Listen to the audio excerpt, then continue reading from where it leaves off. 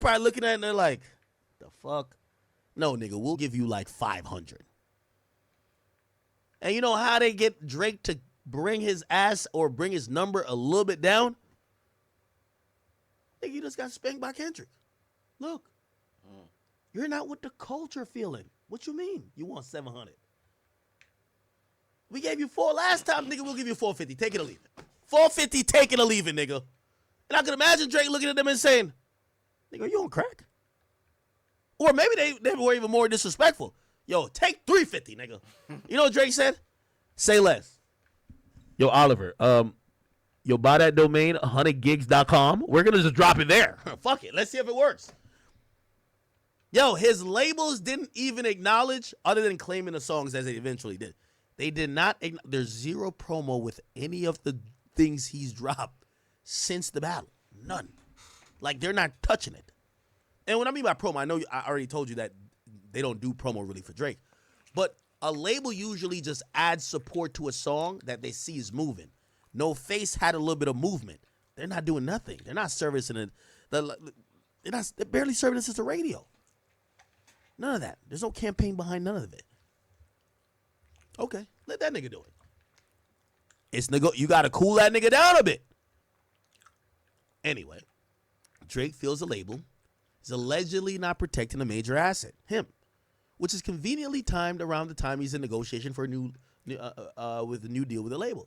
From what I'm told, Drake's feeling like if I was Taylor Swift, a lot of things would have not happened in this whole Kendrick and Drake or Drake and Kendrick back and forth.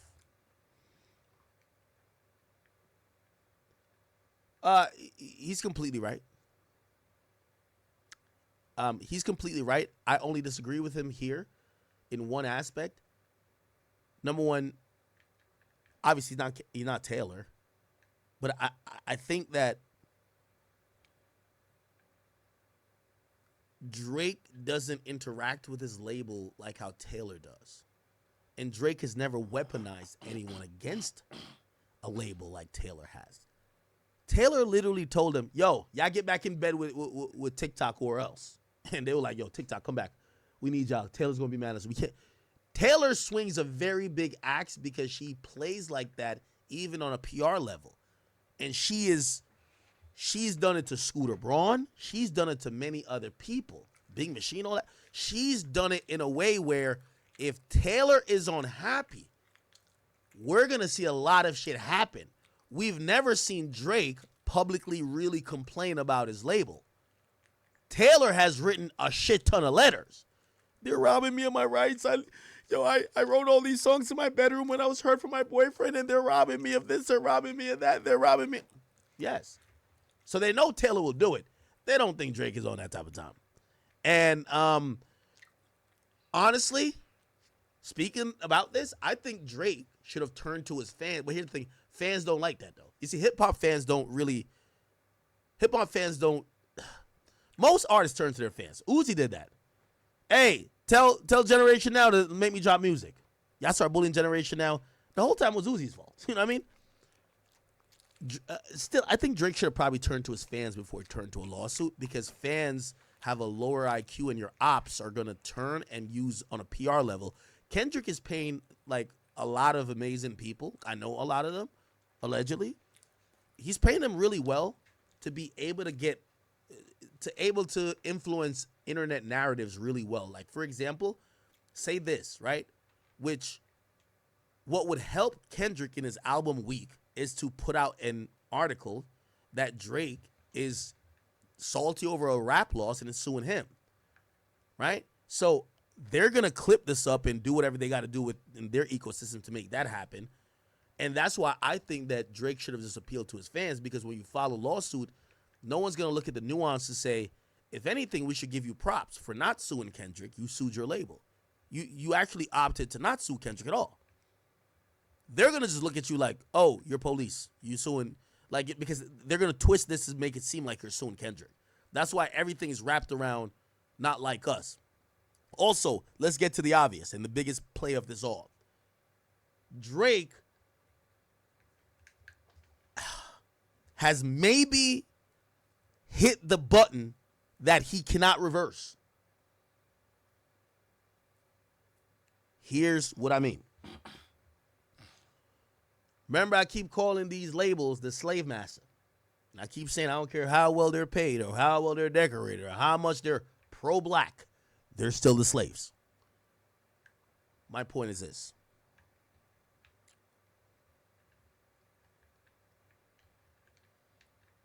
The last thing we remember about Diddy was when he sued Ciroc.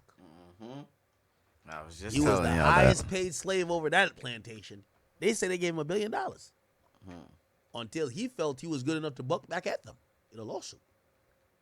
Claimed that they were suppressing his Ciroc and not promoting his deli on as much. Next thing we seen, that nigga was in cuffs. that That's what I'm nigga saying. was in cuffs. That's all I'm saying. Just be careful. That's all I'm saying. Next thing we seen, that nigga was in cuffs. That nigga thought he was so lit. Take that. Oh, let me go sue Diageo. Oh, hell nah, nigga. After that, we ain't seen nothing look good for Diddy. Lawsuits came out the woodworks. That nigga he's in jail. Now, to be very fair, and I'll be fair, we did see Jay-Z also sue Bacardi, right? And he did get paid out because they now own Douce, and looks like he avoided such fate, seemingly, at least for now. But it always gets to that point when you start suing or you start going against that big company, even if you're the biggest asset, sometimes they come to a consensus. We need to put this nigga on his ass and show him exactly what Kanye said. Even was the line that says, "You still a nigga in a coop?" Exactly. So him again. He hasn't officially sued, but the petition enough, and this is making a lot of news. All right. Okay. All right. So that's what Laura LaRose is saying. Okay. I seen another angle of this. Let's see. There's another angle.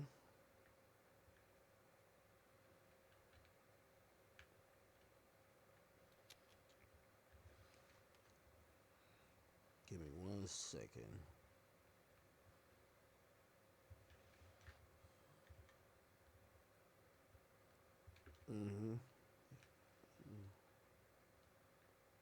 Where the hell is that thing?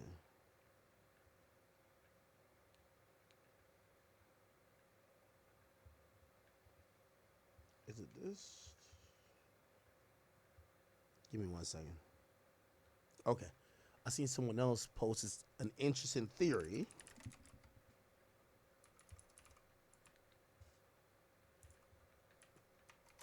And if you ask me, I think Drake is not speaking on this directly because he doesn't want to he doesn't want to do that messy in the media shit where he's going at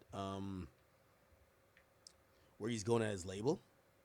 Even though I think it's inevitable because, I think he filed it in a certain way hoping that it wouldn't be a big deal, but it is a big deal now, right? And once the cat's out the bag, I guess he could withdraw the petition or he could, wait to see what happens. But people are going to talk about this no matter what now at this point, right? Okay, here we go. Somebody else has some supposed info on this, and this is not too sure who this person is. Sierra Aaliyah P95. Who is this? I gotta see. Sierra Aaliyah P95. Who is this person? Oh, they supposedly work for Billboard. Okay, all right. New York Post, NYP. I think that's New York Post. Billboard. Okay, all right. I just gotta make sure we check their credentials a little bit.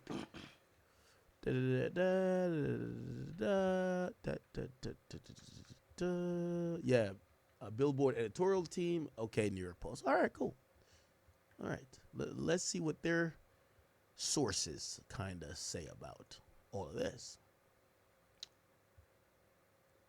This person says, here's the deal. Allegedly, Drake has recouped the money Universal Music Group gave him. And I actually do believe that. Drake, he got $400 million. And I think the way how Drake was working that shit, and one thing about Drake, man, Drake one of them, know what I mean? They gave him 400. He probably made them niggas 800. Billy. You feel what I'm saying? Yo, y'all gave me 400. I made you a Billy. Yo, it's time. Y'all got to give me some more money. I do think Drake recouped. Right? Now, here's the thing, which you might not understand. Usually when a new artist gets signed, like recouping, fuck recouping. It's like the money's in perpetuity. Usually what the label's going to make off your first album compared to what you're going to make or what you got is going to be at minimum 10x. You get what I'm saying? At minimum, right? Now, I get that this is a lot more money, but just to kind of put in perspective, if you're saying that when you're a new artist, a label makes 10x at least off what you got, right? When you're at Drake's position, maybe it's only a 2x type of thing. They make their money back times 2. They gave him 400, they made 800. Now, you got to remember, this is still business. Why gamble 400 just to make 800 when you could keep signing new artists? And again, you kind of control the game with Spotify this and third. You control all the knots and I mean all the fucking knobs that you could turn to get somebody lit. You'll make 10x off that person. Off Drake, you only make 2x at this point because you got too much leverage. So who do you really want to invest your future in? The guy do you have that you get 2x off of the money you give him? Or the guy you signed to a $100,000 deal, and then if he makes 20, he basically gets 2 million and you get 18. Who you want to put more money into? Right? Because this is slots. We're not playing blackjack. This is slots. This is music business. You don't know where a hit could come from. Now, Drake has done a great job of like almost damn near predicting when a hit's going to come in, being a part of it. That's why he gets these favorable deals. But theoretically, music is rolling the dice. A wise man once told me, shit, I'll tell you who told me that. The nigga, the motherfucking guy who's the son of Lucian Grange. That's my guy, Elliot. Y'all know the Academy Records is with Elliot Grange, 10K, right?